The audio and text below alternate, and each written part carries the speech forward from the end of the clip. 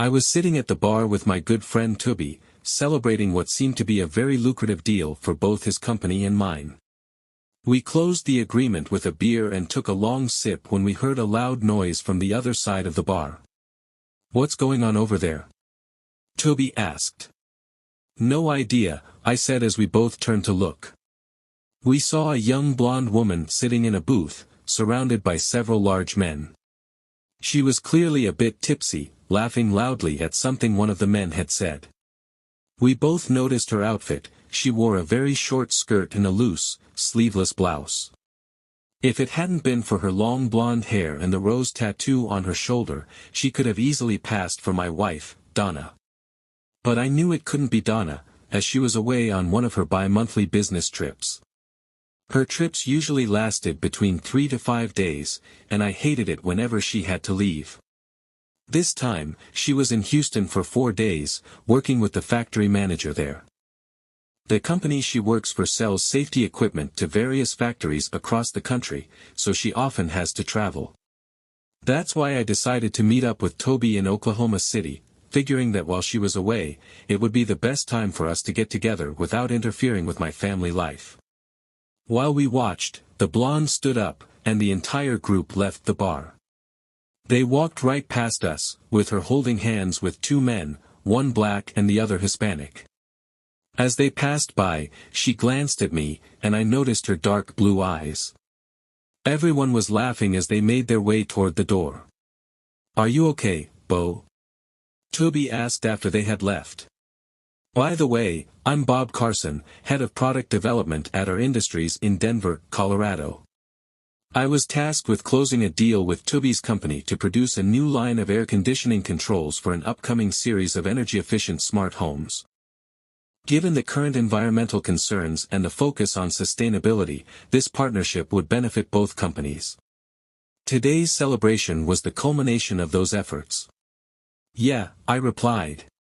"It's just that this woman reminded me a lot of my wife, Donna." "Isn't she in Houston?" Toby asked. "Yes," I said, "but something about that blonde woman bothered me." "Don't ask me to explain." Just then, the waitress came over to our table, and we ordered 2 more beers. Before she left, I stopped her. "What can you tell me about that blonde woman?" I asked. "Oh, her," she responded. "I've seen her here several times. There's always a group of men following her around. Interested in meeting her?" "No, I was just curious," I said. We finished our beers and called it a night. I promised to stay in touch with Toby and headed to my room to get some rest. Once there, I tried calling Donna, but the call went straight to voicemail. I found that strange since she always kept her phone close by. I tried calling the hotel where she was staying in Houston, but they told me she had checked out early that morning. It wasn't unusual for Donna to handle 2 clients in a single trip, but she always made sure to inform me if her travel plans changed. I sent her a message, "How are you? Everything okay?" I received a rather quick response. "I'm tired," she wrote. "Long day. Getting ready to go to bed. Where are you?" I wrote back. "At the hotel," she replied. "Where else? Seriously? Where else?" I thought to myself. What's going on here? It wasn't like Donna to lie to me, or was it? "I'll be home Friday night as planned. See you then. Love you," she wrote in a follow-up message. Reading between the lines, I realized this was her way of saying don't bother me right now. "Love you even more," I replied.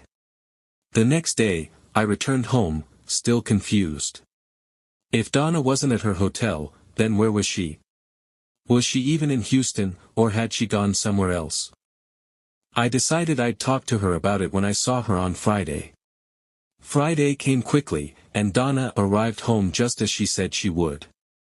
In fact, she got there before me. Her car was already parked in the garage. As I went upstairs, I heard the water running in the shower. I undressed and decided to join her. She screamed when I opened the shower door. I stepped closer and tried to hug her, but she pushed me away. "What's wrong?" I asked. "I haven't seen you in days, and you're acting like I'm some kind of stranger." "You scared me," she said. "Please, just let me finish my shower, and I'll be out in a few minutes, okay?" I could understand why she didn't want to see me right then, so I shrugged and left. "It's fine," I said. "I missed you and just wanted to show you a little affection. That's all." I walked out of the bathroom, got dressed, and went downstairs. I grabbed a beer and sat down to watch the news. About half an hour later, she came down wearing shorts and a t-shirt. "Sorry for yelling at you," she said. "I missed you too. It was a terrible trip." "I tried calling you on Wednesday," I said. "Where were you?" "I was in my hotel room," she said quickly. "Then why did they tell me you had checked out early that morning?" I asked. "Sorry, I forgot to tell you," she said. "There was a leak in the bathroom, and the floor was wet. They didn't have another room for me, so I moved to a different hotel. I should have mentioned it." "I was worried about you," I said, "but I've got some good news for you." "Oh. What is it?" she asked. "Remember that company in Oklahoma City we were trying to work with?" I asked. "I visited while you were in Houston, met with the CFO, and we managed to close the deal. Now, if everything goes well, we can make a lot of money from this. I'll get a nice commission, and we can start thinking about having kids." "You were in Oklahoma City 2 days ago?" she asked, a hint of apprehension in her voice. "Yeah, I was." "Why do you ask?" I said. "You didn't tell me you were going there," she said. "It was a last-minute decision. Tubby said he was available, so I flew there, met with him, spent the night, and then came back home," I explained. "I thought you were in Houston and wouldn't miss me. I tried calling you to let you know, but I couldn't reach you. Then I called the hotel, and they told me you had checked out early that morning." "I'm sorry," she said. "I should have told you, but I didn't want to bother you." "It wouldn't have been a bother," I said. "Anyway, I have more news for you. They've expanded my territory," she said. "I'm replacing one of the other representatives who's leaving. That means I'll be traveling even more, maybe up to 4 or 5 days a week." 4 or 5 days a week. Every week? I asked, surprised. "I barely see you as it is. How long is this supposed to last?" "I don't know. Until they find someone to replace him. Maybe within the next 3 months," she said. "And when does this start?" I asked. "On Monday." "I'm flying to Miami on Monday morning," she replied. "When did you find out about this?" I asked. "Last night when I checked in with the office," she said casually. Incredible. That night, we had dinner, watched some TV, and then went to bed, where we shared an intimate moment before falling asleep. I wanted to spend as much time as possible with her before she left for Miami, so on Saturday night, we went dancing, which led to another night of passion. On Sunday, we slept in and spent most of the morning in bed. She finally got up around 1 p.m. to start getting ready. I got up with her and went about my usual weekend chores in the yard. That evening, we ordered pizza and ended the day with another intimate moment. She kissed me goodbye when she left for the airport on Monday morning. I watched her leave, then got ready and went to work. She called me every night to let me know she was okay. When she returned, we spent the weekend together, rekindling our closeness. This continued for about 4 weeks, and then it happened that IT was Monday morning, and I had just finished my first cup of coffee since arriving at the office. Donna had left for New York on Sunday, telling me she needed to arrive early Monday morning. She also mentioned that the trip would last at least 5 days, possibly longer. I wasn't thrilled about it, but she assured me that everything was under control and that we would reap the benefits if things went well. After finishing my second cup of coffee, I returned to my office but soon felt an urgent need to use the restroom. That's when I felt a pain unlike anything I had ever experienced. I remembered hearing some of my former military buddies talk about similar symptoms, and it hit me, I had been given something unpleasant. I told my secretary I needed to see a doctor and left the office. Dr. Brown had been my primary care physician since I left the military, and I trusted he would handle it quickly. After taking samples and running tests, he returned with the news. "Sorry, Bob, but you've got an infection," he said. He gave me an antibiotic shot and a pill, then started asking questions about my personal life, how many partners I had been with, things like that. "I've only been with one person in the last 7 years, my wife, Donna," I told him. I had been married to Donna for 6 years, but I had dated her exclusively for a year before our wedding. I explained this to him. He looked at me with a sympathetic expression. "I understand," he said. "She needs to see a doctor as soon as possible." He handed me a paper with instructions, which included abstaining from any intimacy for 2 weeks. No problem with that, I thought. There was no way I was going to touch Donna again until I got to the bottom of this. After explaining everything to me, he sent me on my way. I paid for the visit and headed out. Once I got to my car, I called my boss and gave him a brief explanation of what was going on. He himself had gone through a divorce and understood what I might be facing, so he gave me a few days off to sort things out. I needed to know what my wife was doing and who she was doing it with. So, I did some digging and found a private investigator. I called Amber Investigations. "How can I help you?" asked a kind female voice. I introduced myself and requested a meeting. The receptionist said I could come right away if I wanted to meet with the investigator. "All right, Mr. Carson. Mr. Amber will see you when you arrive," she said. I found the office in a charming business park near a medical center.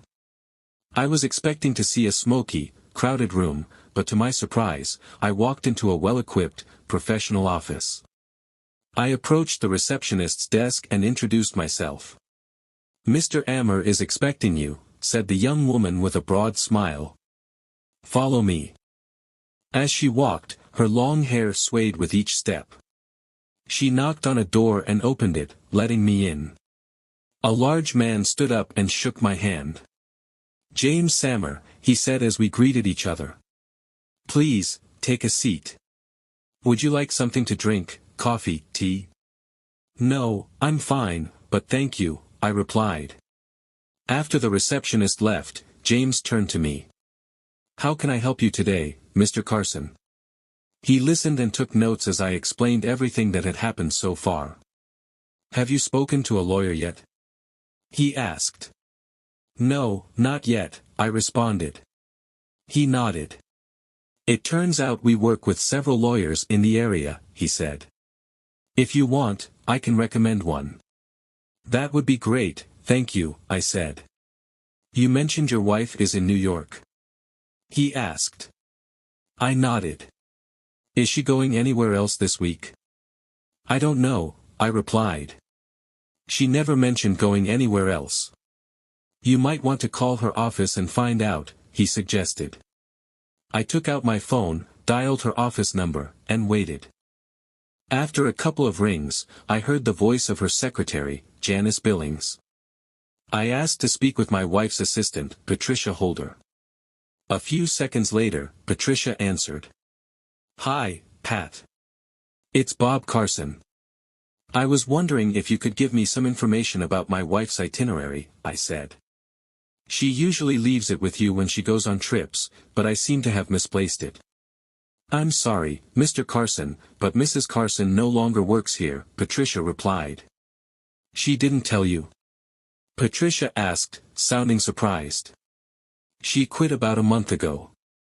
"She didn't mention anything about quitting," I said, shocked. "Did she say why?" "Something about an opportunity to make more money doing what she loves," Patricia explained. "Did she tell you the name of the company she's working for now?" I asked. No, she didn't, Patricia said. Sorry, Mr. Carson, but I don't have any information for you. That's okay, Patricia. Thanks anyway, I said before ending the call. I explained to James what Patricia had told me. Interesting, he commented. Then it hit me, I had installed a tracking app on Donna's phone a few months ago after she lost it on a previous trip. Fortunately, the phone had been found and handed over to one of the airline employees before she boarded her return flight. When she got home, I installed the app just in case it happened again. I opened the app and waited for it to report the phone's location. According to the app, her phone was at the Corch Hotel in New York, Manhattan. She had told me she was staying at the Times Square Hotel in Manhattan. Why was she at a different hotel? I showed James what the app reported, and he took note of it. Then I remembered the night I was with Toby. What if she was in disguise? I wondered. Could your guys track her if she changed her appearance? I asked. We have ways to handle that, James said. Do you think your wife might be changing clothes or disguising herself? I told him about the woman I saw that night with Toby. He thought for a moment before responding, this sounds like something more than a typical case of infidelity, Mr. Carson. Your wife is clearly hiding something from you and has gone to great lengths to keep you in the dark. I have colleagues in New York and other cities who occasionally work for me. I can involve them, but it will cost more. I need to know what she's doing, I said. Please connect them to this case. Understood, he replied. I sent him a few photos of Donna, and he confirmed their receipt. Then, he handed me some documents to fill out. I'll get started on this right away, he said. We'll take care of things in New York. It might take a few days, but we'll get to the bottom of it. I'll call you as soon as I have a report ready for you. He handed me a business card with the name Robin Hawkins, attorney printed on it.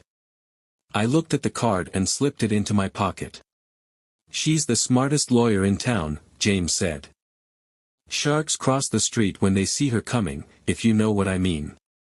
I recommend you call her right away. Tell her you spoke with me, and I'll make sure she gets a full copy of my report.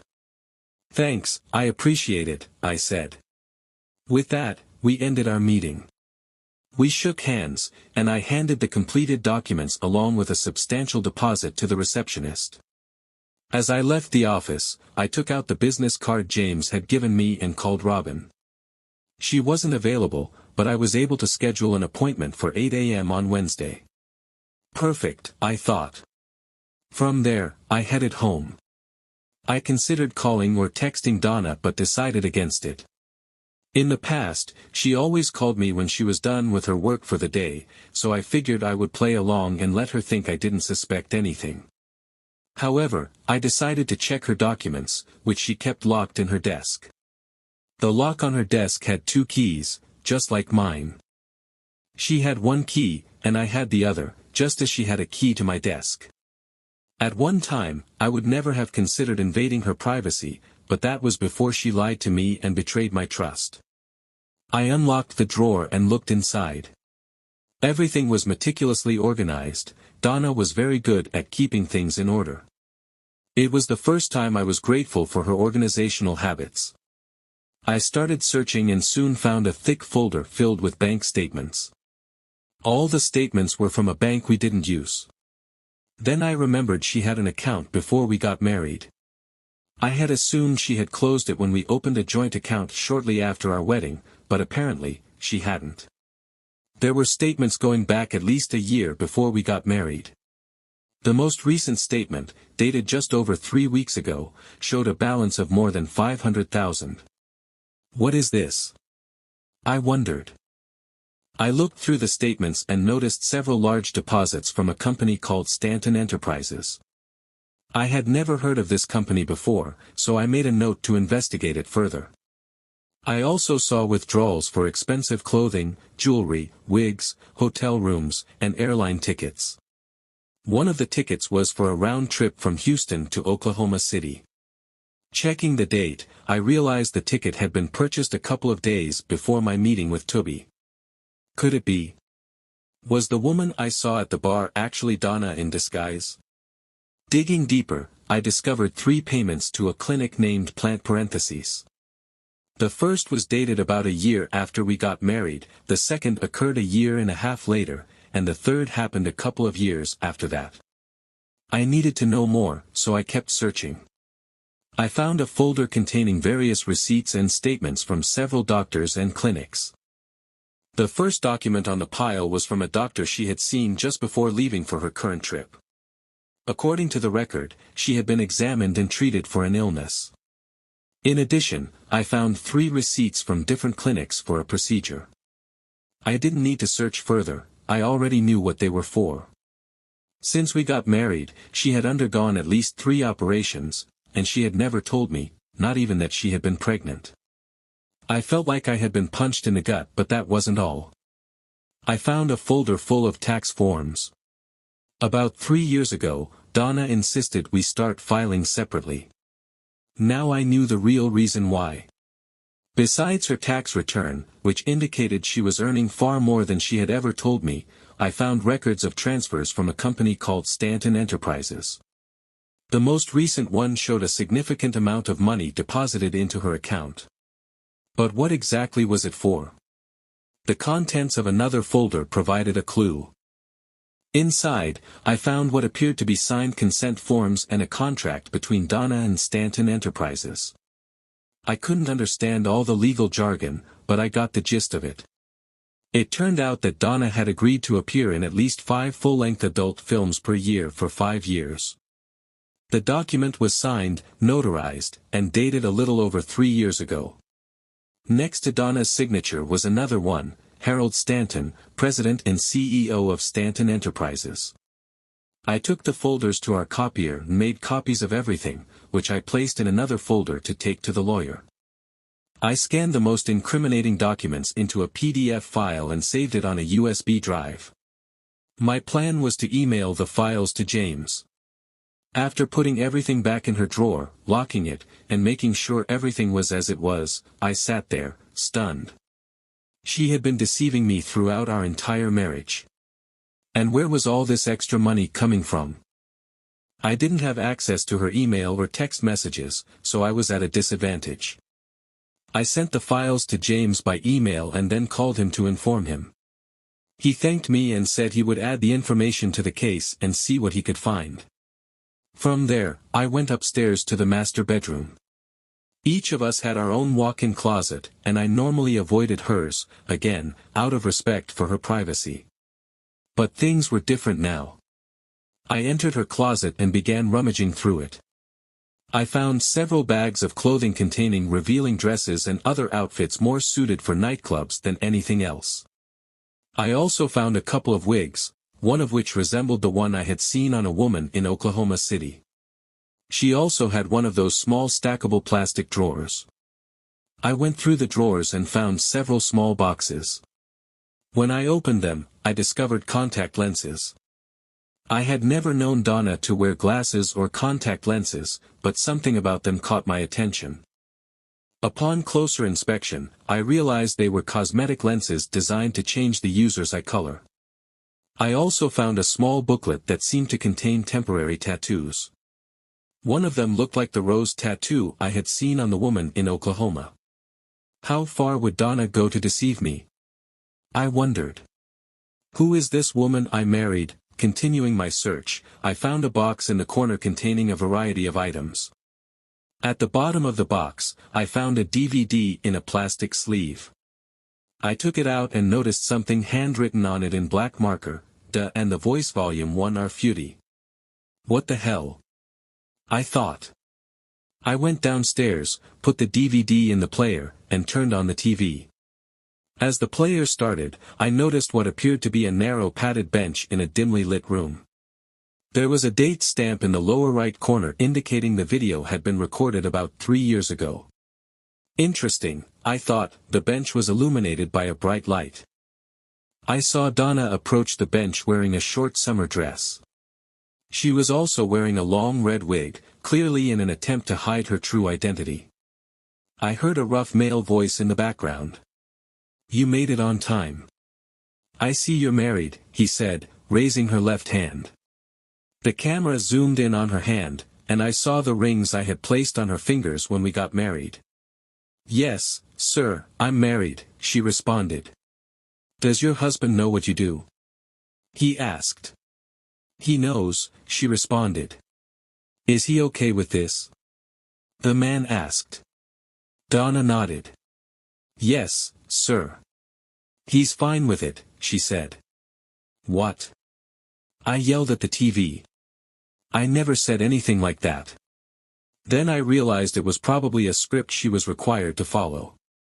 What followed were scenes with multiple men. No wonder she contracted some disease, I thought. Who knows what else she might have caught? Saying I was in shock would be an understatement. I was devastated. I cried, yelled, and screamed, how could she do this to me? To us. At that moment, I realized that all the love I had ever felt for her was gone, replaced by a burning hatred. I wanted her out of my life forever. I wanted her gone.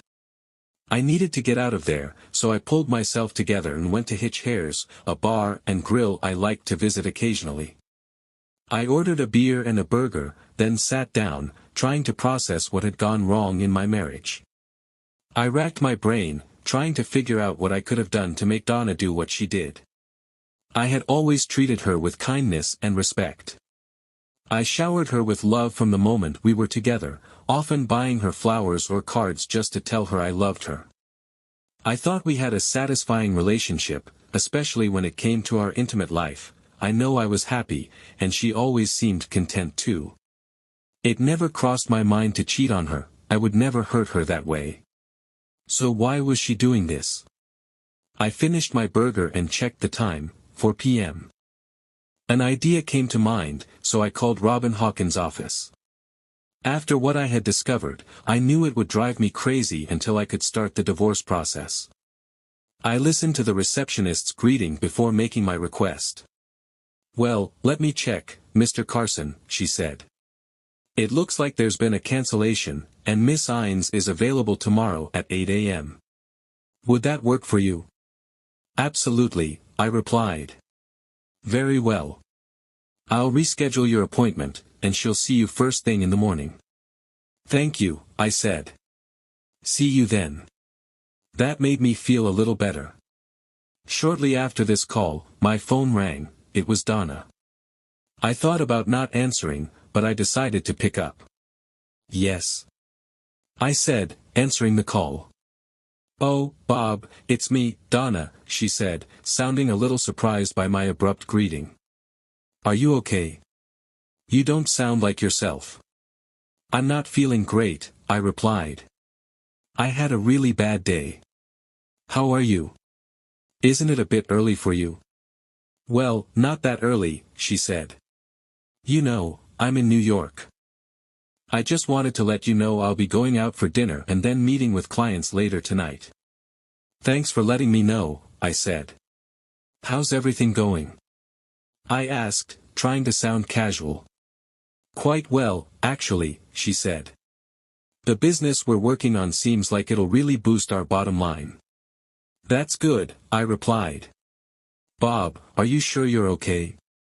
She asked, sounding concerned. You're worrying me, you don't seem like yourself. I just don't feel great right now, I said. It wasn't entirely a lie. Just thinking about her made my stomach turn. I'm sorry. Is there anything I can do? She asked. No, there's nothing you can do, I replied. I'm going to head to bed early. If I still feel bad tomorrow, I'll see someone about it. Well, take care of yourself, she said. I want you to be in perfect health when I get back. You know I miss you. Yeah, I said. I love you, she added, signaling the end of the conversation.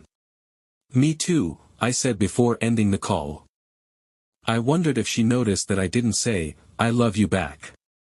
But honestly, I didn't care if she loved me or not. I finished my beer, left the bar, and went home, where I lay on the couch watching TV until I fell asleep.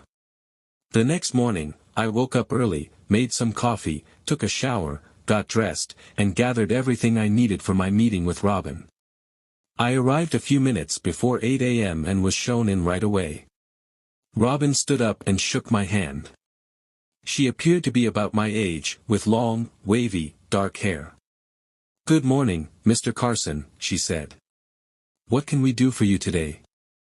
I told her everything I knew and placed a large folder on her desk containing all the evidence I had gathered so far. Robin reviewed everything, her eyes widening as she went through the documents. When she finished, she placed the folder back on her desk and looked at me. "I assume you've already spoken with Mr. Ammer?" she asked. "That's right," I replied. I also provided him with some of this information. He told me he has colleagues in New York who would handle things there. "Understood," Robin said. "What exactly do you want to achieve from this?" "That's all I want her out of my life. I want to keep my house, my pension, my income, everything. From what I understand, she can walk away with $500,000 in her account, her pension, and her personal belongings. I'm not willing to give her a single cent in support.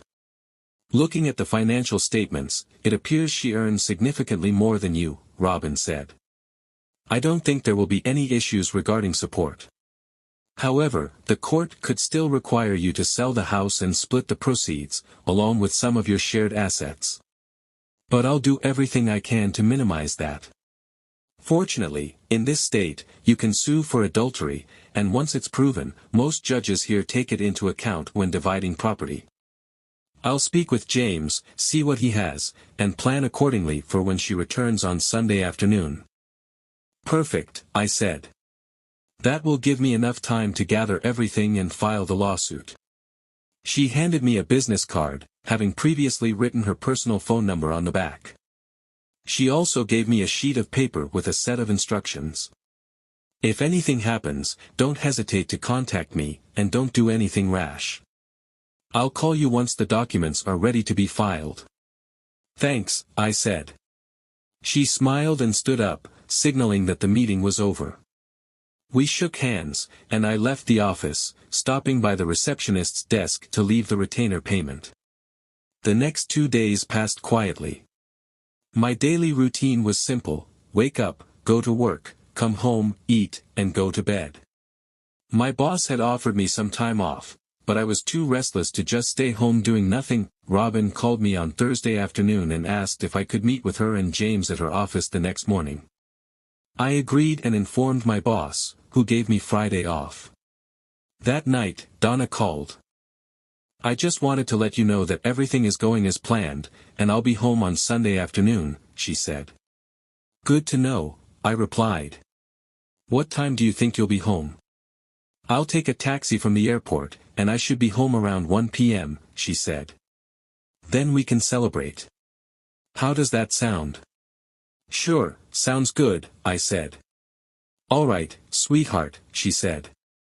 "See you then. I hope you've been taking your vitamins. I plan to keep you up all night until we're completely exhausted."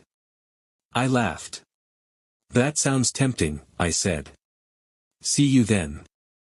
We ended the call, and I leaned back in my chair with a smile. Oh yes, I thought to myself.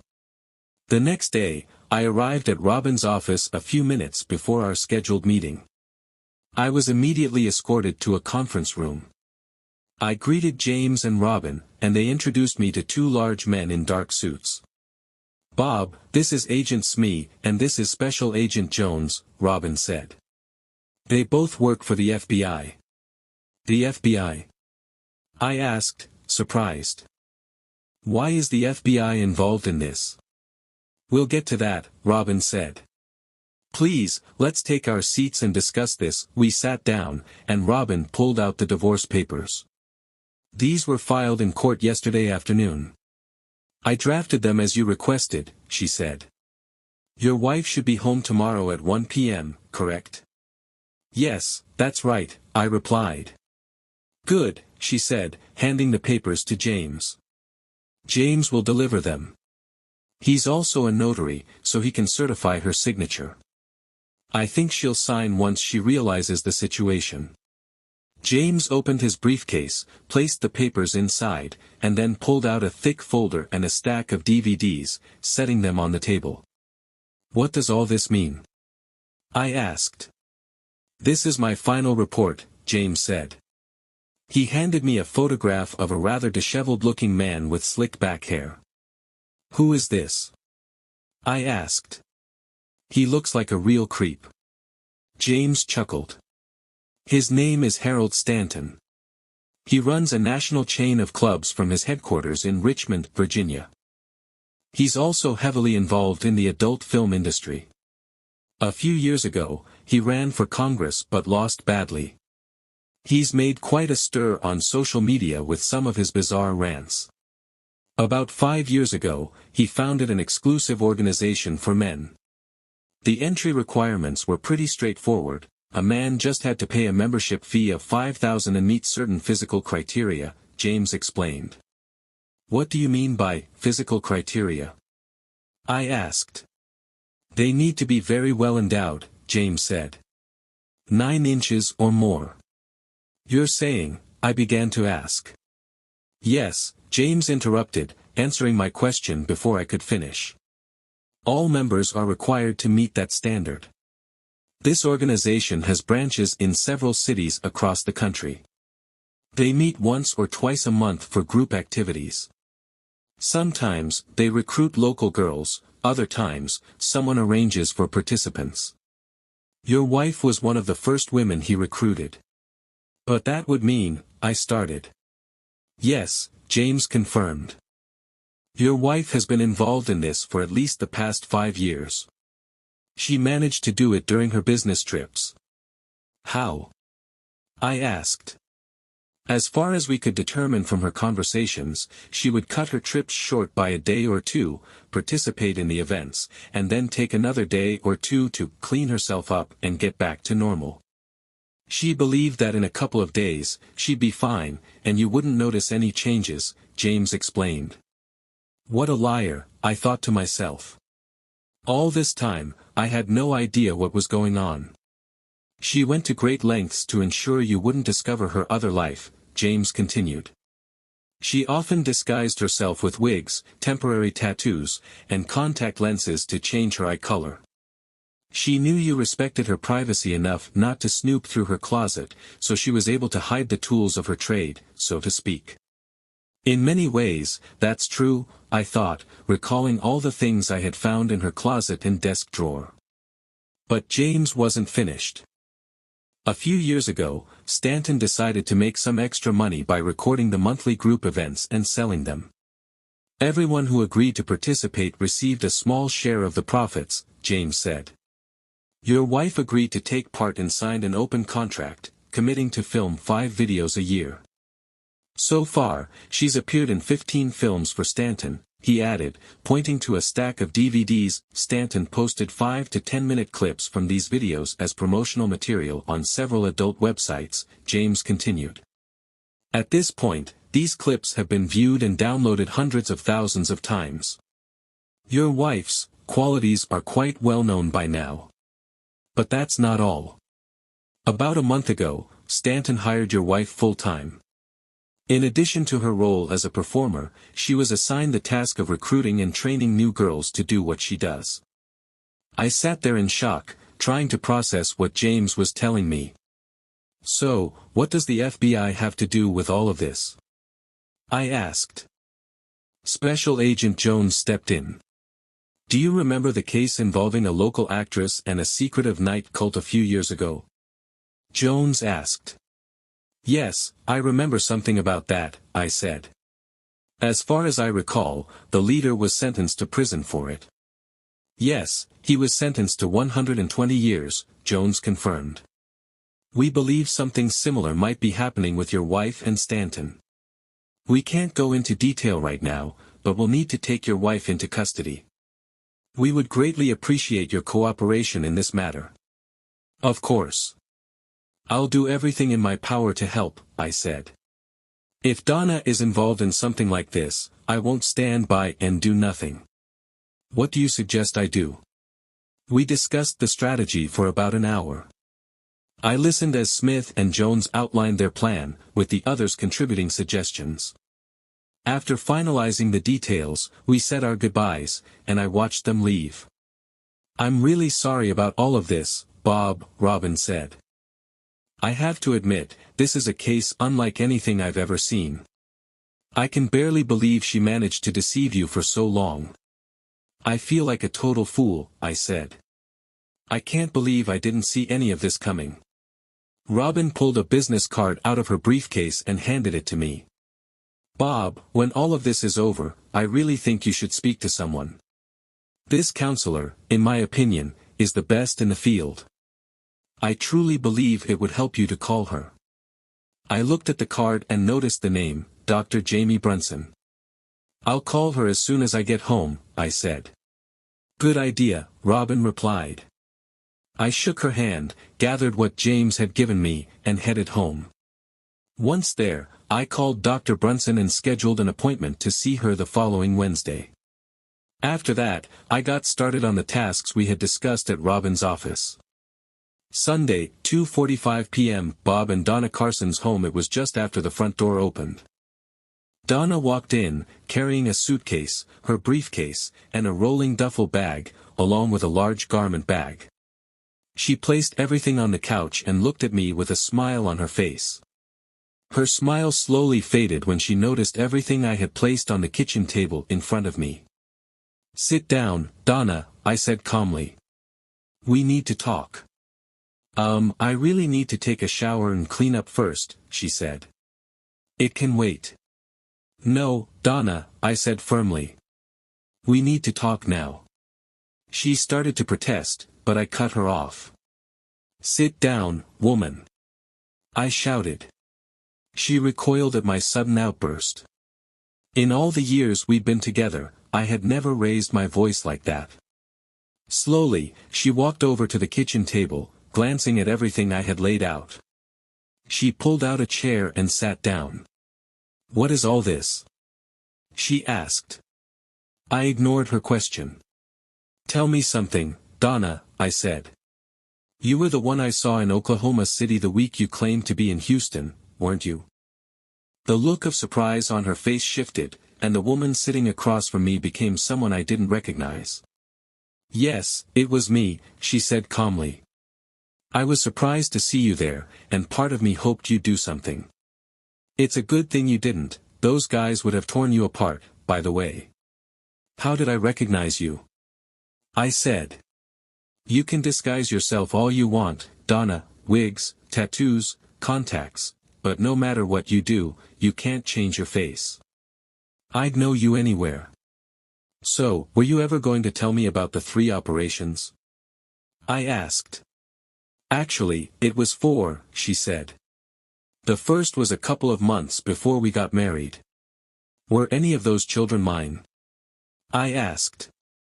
"Maybe," she said. "Maybe not, I don't know.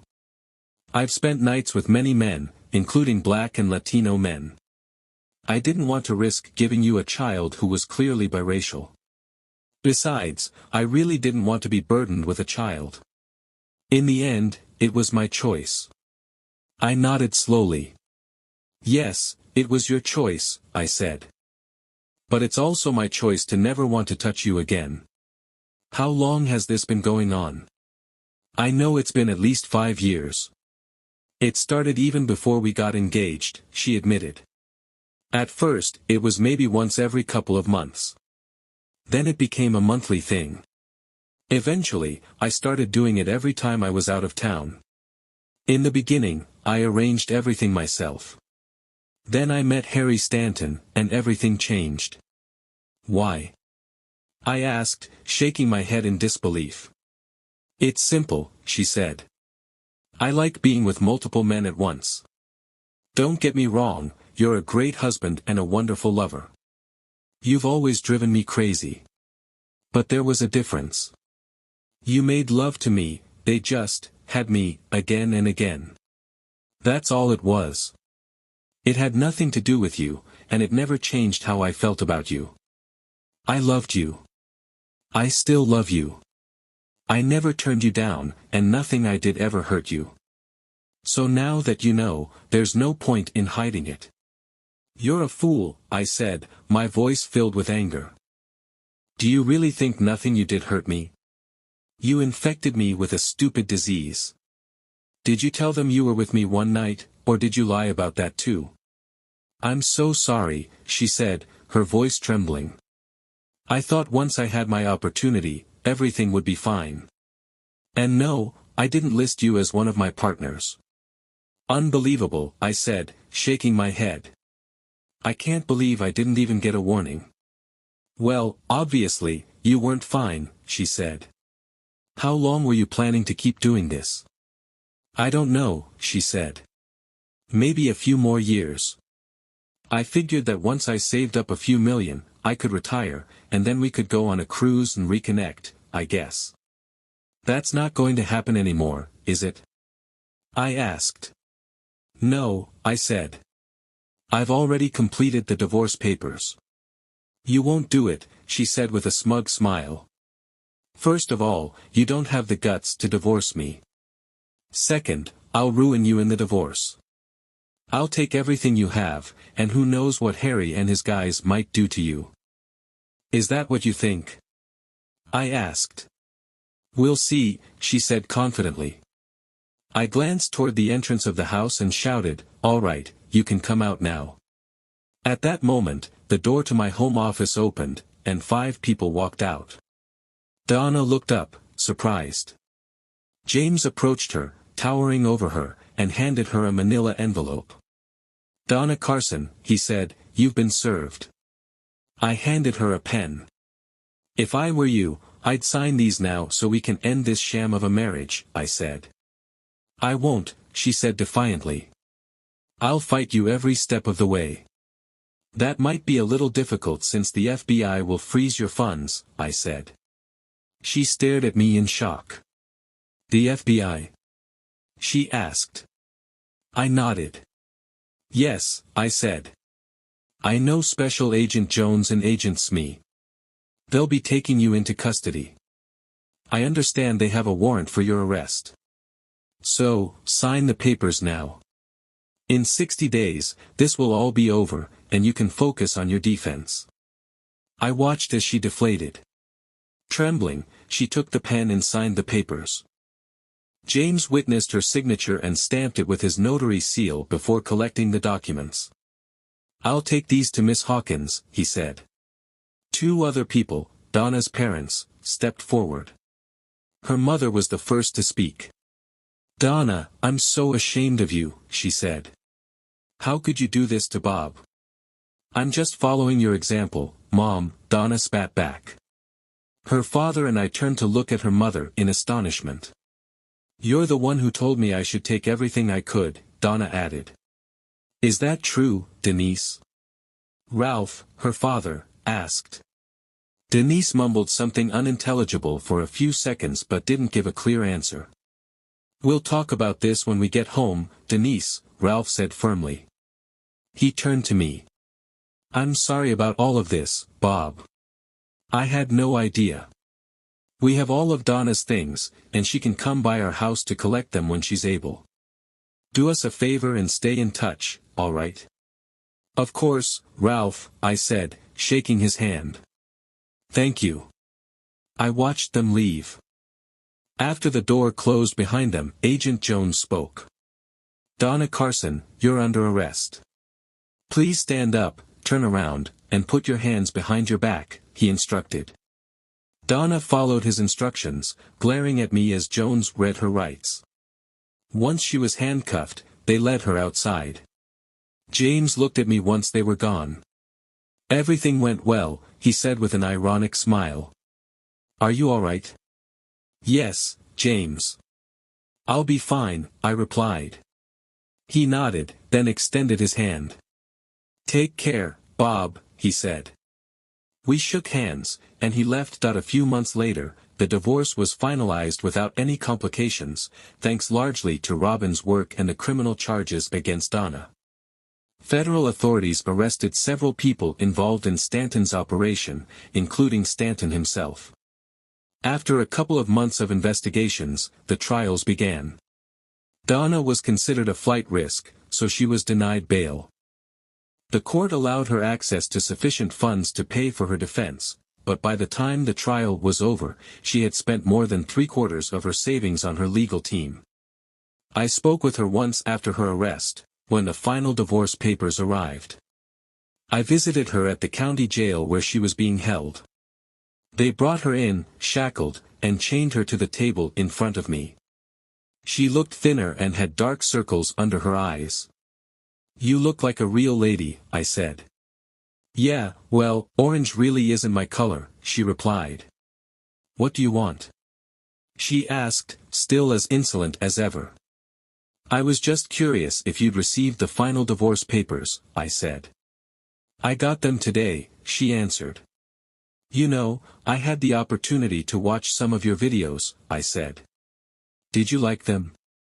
she asked with a smug smile. "Not really, I found them pretty disgusting," I said. "Doesn't matter," she shrugged. "I was curious about something, though," she added. "What?" I asked. "I noticed all your videos start the same way. Was that your idea?" "It was," she said proudly. "Was it supposed to represent something about me?" I asked. "Yes, it was my idea," she admitted. "I've thought about doing something like that to you many times. It was a long-time fantasy of mine, and I really enjoyed it." "You're truly sick, you know that," I said. She shrugged again. "Did you really think I'd just sit back and let you get away with something like that?" I asked. "I don't know," she said. "Maybe." "Well, it's good you never tried," I said.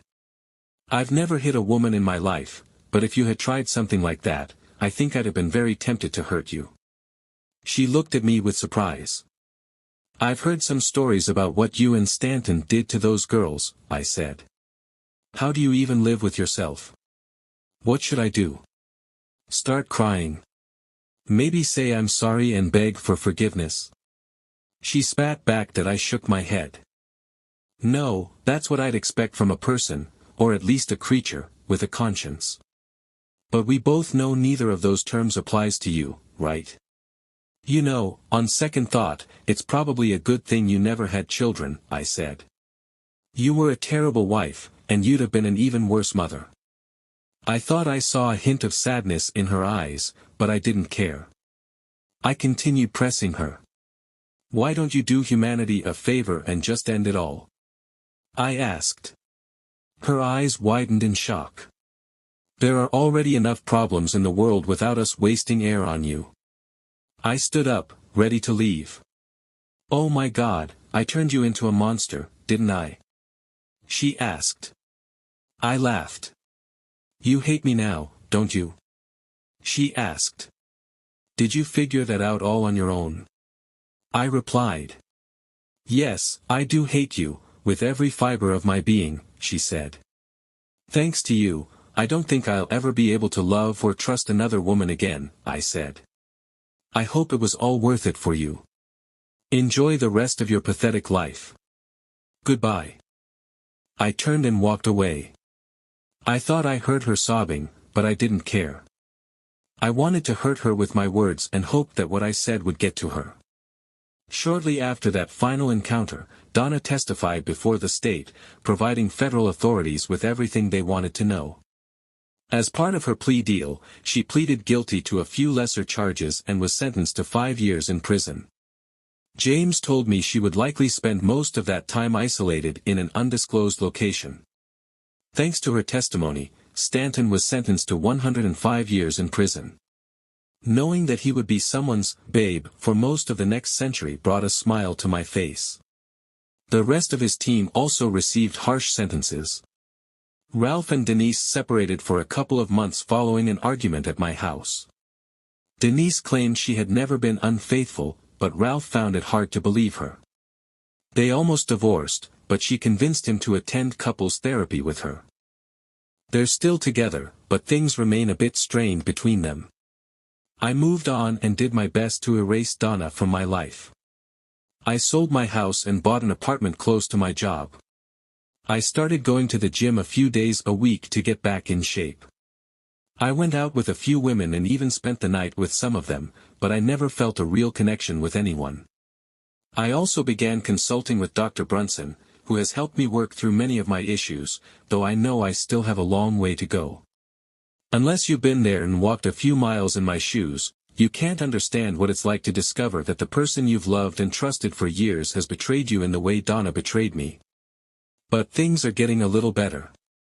I have my job, my new apartment, my freedom, and I've realized that some of the women at work have started noticing the new me. Yes, I still have some issues I'm working through, but who knows? After all, tomorrow is another day.